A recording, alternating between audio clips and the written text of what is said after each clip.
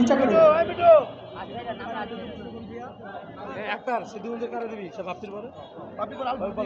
বিসমিল্লাহির রহমানির রহিম।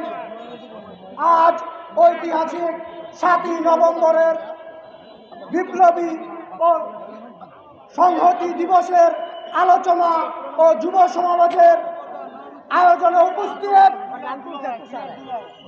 আজকের প্রধান অতিথি, প্রধান বক্তা ও আমার প্রাণপ্রিয় ভাই নারায়ণগঞ্জ মহানগর যুব দলের আইকন, সংগ্রামী নেতা, তরুণের হৃদয়ের স্পন্দন KM মাজারুল ইসলাম জোসেফ। এবং এই 7ই নভেম্বর আমাদের মনে করিয়ে দেয় সেই সিপাহী জনতার গণ অভ্যুত্থানের মাধ্যমে বাংলাদেশের রাজনীতিতে এক নতুন অভিষেকের ঘটনা। আমরা জানি সেই 7ই নভেম্বর সিপাহী জনতার মাঝে বাংলাদেশের নেতৃত্ব শূন্য হয়ে যাওয়ার